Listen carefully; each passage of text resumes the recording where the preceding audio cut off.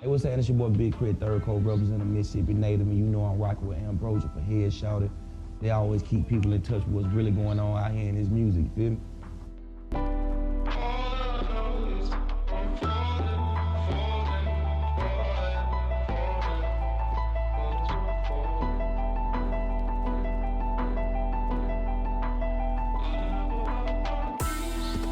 In a room full of tight stairs, was ill a few dreams. Yeah, I mean, there was a lot with dealing with Live from the Underground, because I've somehow, I'm competing against myself.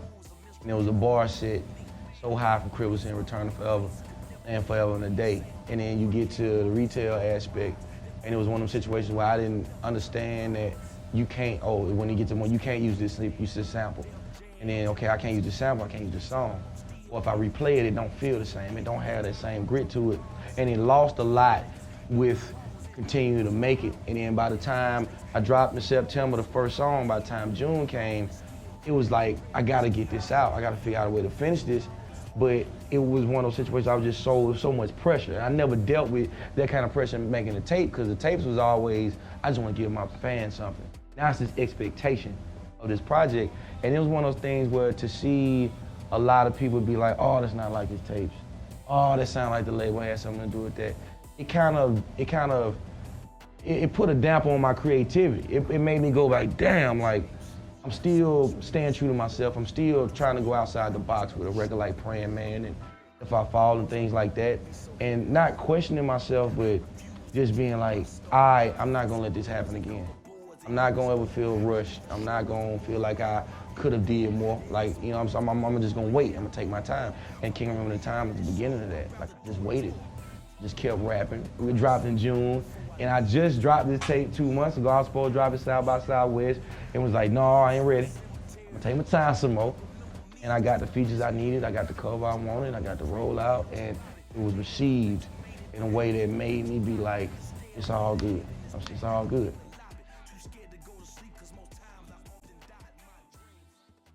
It's beautiful, man. It's beautiful, because in the day and age we in, man, like, social networks, there's so much music come out and so much content that it's easy for people to find something that reminds them of you and go with that, or just to totally be overwhelmed with so much other music that they just like, they totally forget about your sound. And just to be able to drop some and come back, and then we do a show 2 days after they come out and people know the songs, and there's more people than there used to be, it's crazy.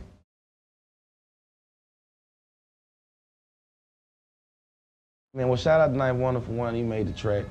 He's the only other producer on it. And I want people to understand, like, I've worked with other producers and I cut with other producers, but it's one of those things where it just, that record fit that tone. And a lot of other records I did might make it on my actual album, but it fit where I was going. I recorded 5 records with Knife, and that was the one.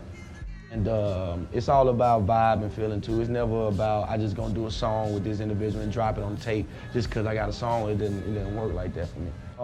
But it's crazy, man. BJ the Chicago Kid killed it. I got his vocals, I got his portion back 2 days before we were supposed to drop. I was hearing that just as brand new. It's like, oh, this shit crazy. And it's again, man, just telling both sides of the story. You know what I'm saying? And from Banana Clip Theory and the anger and the wanting to do the shooting to being life is a gamble and being the person that's been shot, being the person that's in the crossfire. And I think people, again, need to hear both sides of that story. The people that mourn for the person that was shot and what they go through and how they feel. And that's what I wanted to do with that record.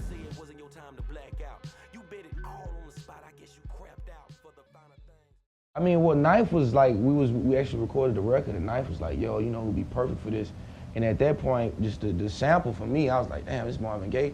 I mean, you go for it, but I don't know if the sample is so, clear cut. It's like, but he was like, yo, I'm gonna put BJ the Chicago Kid on this. I was trying to figure out, I'm down, but I was like, I don't know how or where he gonna sing it, cause you got Marvin Life, you know what I'm saying? But he sent it back and he found his own groove in it and his own texture, and he wrote the lyrics, as far as I'm concerned, shake 'em up, shake 'em. And that shit just made it all make more sense as far as life being a gamble, man. I was like, yeah, we gonna have to shoot a video to this. Y'all don't hope we gonna shoot one, but just be patient. Be patient, man. You say something like that, they want it like next week, It don't work like that.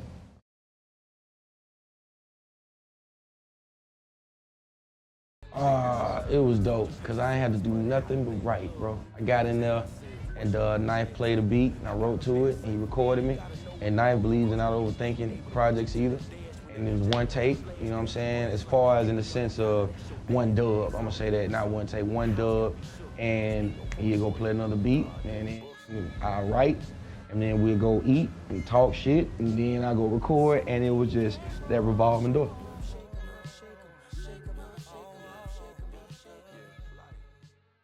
Oh yeah, man. David Banner, Organized Noise. You know what I'm saying? Who else? DJ Toomp, Ninth again, definitely. DJ Premier. Work with Alchemist. I'm saying, like, to get a record, to do a record with Questlove would be dope.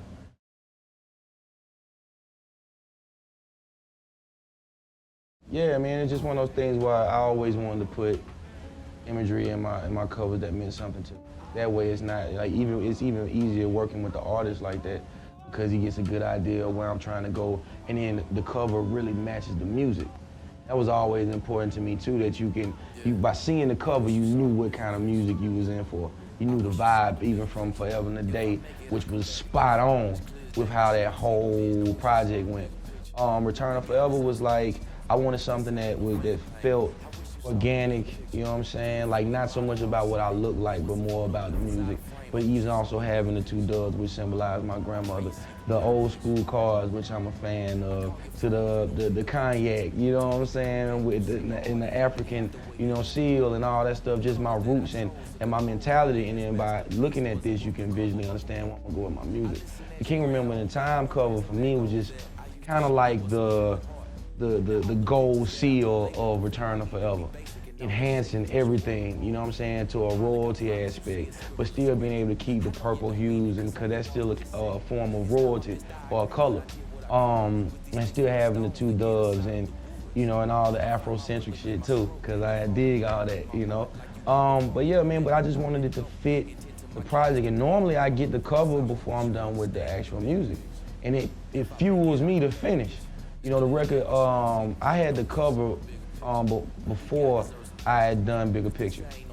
So by looking at that and just the galaxy in the back, it was like, all right, what if it's more to this? It's more to life than just the bickering that we dealing with, and being able to look at that and then write a dope record behind it. I'm excited for people to see that video too. That's gonna really, it's gonna really make you understand, like, damn, the bigger picture is so much more in life.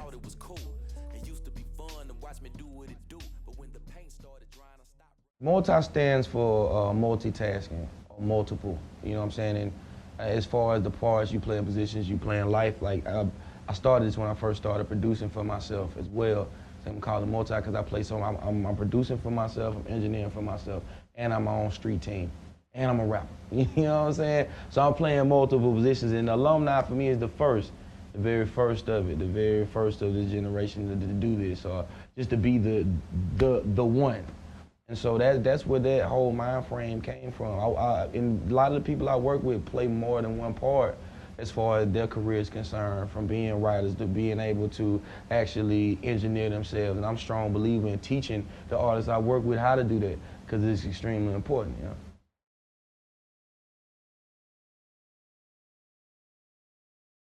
Oh man, well, the next project is, I'll tell you, I told everybody what the name of my next album was gonna be in the beginning of Live from the Underground. So if you listen to that, I always, you know, plug in what my next project is gonna be embedded in my music. It's gonna be soulful, it's gonna be mad funky. I'm gonna definitely experiment a little bit with sounds and even the production and the singing, but it's gonna be one of those things that's gonna transcend so well into a live performance aspect. And it's gonna be all the things that people love from me as far as being country and the grit and the soul, but it's an elevation. I'm getting older now, you know what I'm saying? And I wanna showcase that growth.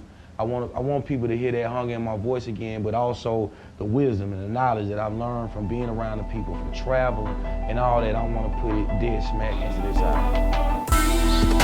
In a room full of tight stairs, was ill if you a dream or a nightmare. How dare I rap about my real life? Good Lord, I gave my all, but this don't feel right. Jigaboos, a minstrel you, but never me. Black face, my black face could never say I'm wrong. My camo say otherwise. That revolution of mine, the